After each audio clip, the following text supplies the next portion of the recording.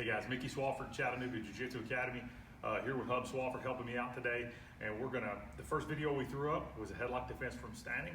So we're gonna go do a headlock defense. We're gonna go straight to the ground. There's a couple things that I would never be surprised by in a street fight. One is somebody trying to punch me in the face, right? We should kind of assume that that's gonna happen, or they're gonna try to anyway. Whether they're successful or not, that's a different story. The second thing that I shouldn't be surprised by if I get in a street fight is for somebody to try to grab me in a headlock.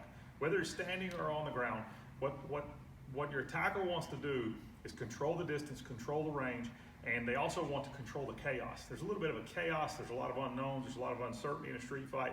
So what someone wants to know, even who has no sense of training, is, hey, I just need to grab a hold of this person, I need to slow everything down, and then before you know it, if they do that, they're capable of doing that, they're probably gonna start hitting you in the face. So what we're gonna look at is a headlock defense on the ground. We're gonna start off with a real basic headlock defense and make sure we have all the technique here. So we're gonna start off by kind of moving over a little. I'm gonna lay down.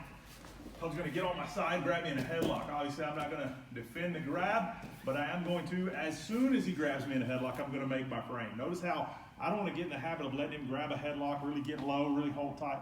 This is a harder headlock to escape. This is a harder problem to solve. So as soon as he grabs me, right, from this position, my arm comes all the way across and I make this frame, right? From this position, the main thing is I want Hub to be able to gain no new ground, right? So if Hub tries to smash me from here, really pull down hard, do anything from here, he shouldn't be able to, right? He also should not be able to roll his head underneath my arm, right? And that's the reason I want my forearm right here.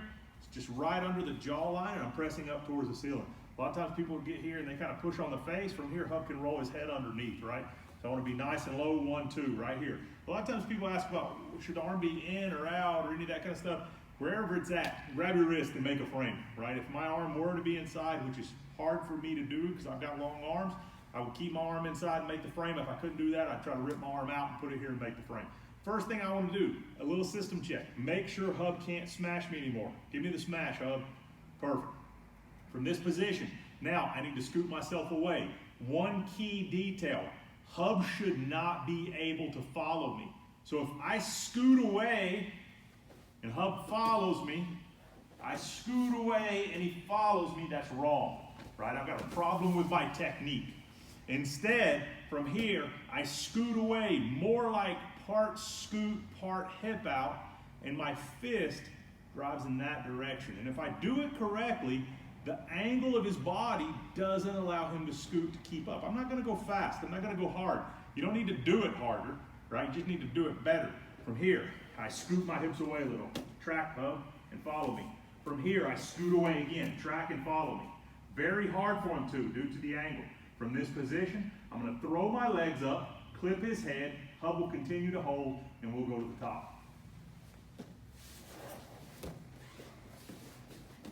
This is typically the ending position. I want to have my butt down low, my hands out wide.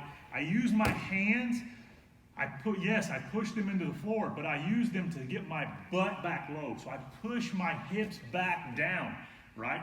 My hips are the key to not getting rolled over. If my hips are high, Hub's going to continue to roll me in that direction, roll me over. So I push my hips back down so he can't. Let's look at it again, and then we'll talk about what to do from there.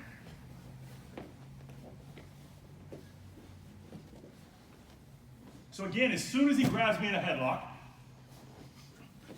I'm gonna make a frame. Notice how I'm not giving him any more advantage than what he already has just due to the nature of the position.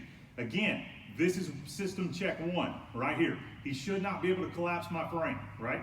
Second system check is gonna be when I go to move, I'm gonna make sure he can't follow, right? So system check 2, as I hip out, left foot allows my hips to scoot away a little from this position. Now, it looks like I'm pushing him off, but I'm not. It's just kind of, I'm pivoting my body and he's hugging me. From here, if I need to, my right foot will come back, find the ground, readjust, and I'll scoot again. Hub, can you follow? Not really, that's what I'm looking for. From here, holding the position with my arms, both legs will go up, and I'll clip his head and go to the top. From here, I push my hips back immediately. I'll rotate so you guys can see a better angle. So again, from this position, I push my hips back immediately in this position. Now I'm on his side. From here, I want to advance and go to the top. I'm going to change the angle here in a second, but I want to show you from this position first. Hub's kind of compressed a little, and I'm not sure I can land my foot here without him messing it up with his knee. So I'm gonna take my right hand, I slide it all the way back to where my forearm presses up against kind of his hip in the front of his pelvis. From here, my knee is right in the center of his butt. I scoop his shoulder, step backwards, and I stretch him over. From this position, my knee goes down, and I step over. If I need to, I use my hand to adjust my leg, and I rotate to this position. From here, make a frame, and now we're loose. I can either pass the arm over, go for an arm lock. I can hit him from here. I can manipulate his arm, put him in some type of twisting arm control, where I have control on him here in a position where I can now negotiate and we can talk a little bit. I can do any of that stuff from this position once I advance to the top. Let's look at that one more time.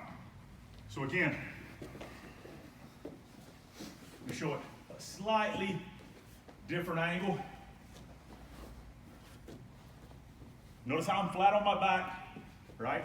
My energy is right here. So I don't really need to get on my side.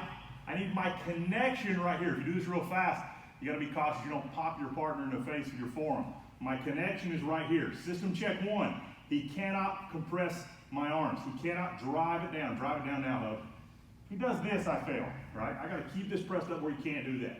From this position, I'm gonna hip out now. We'll do system check 2.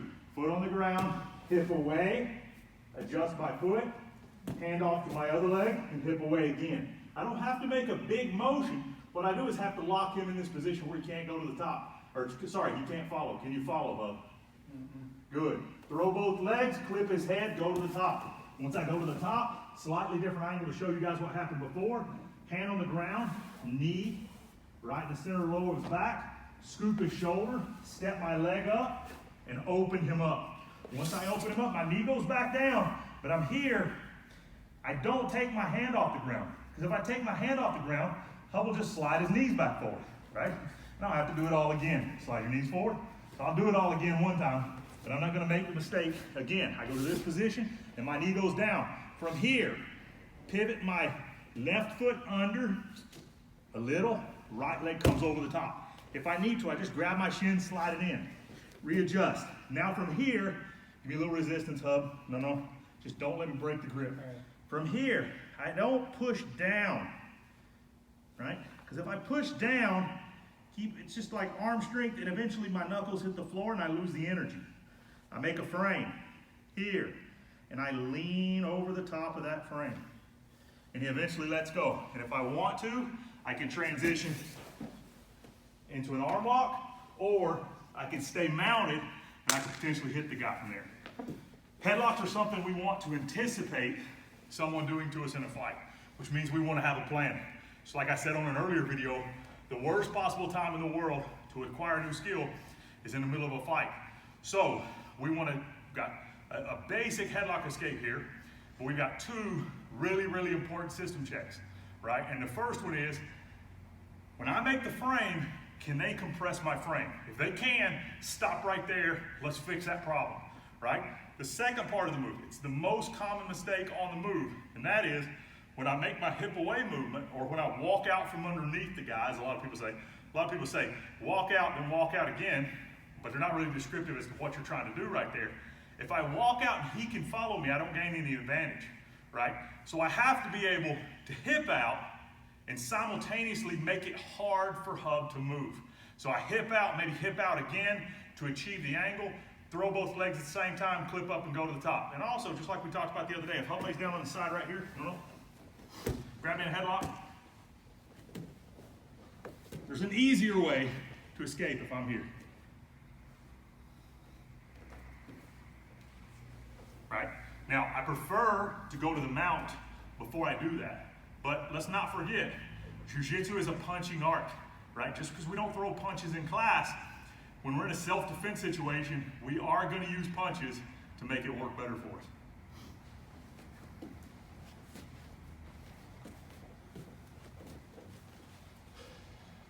I'm Mickey Swafford, Chattanooga Jiu-Jitsu Academy.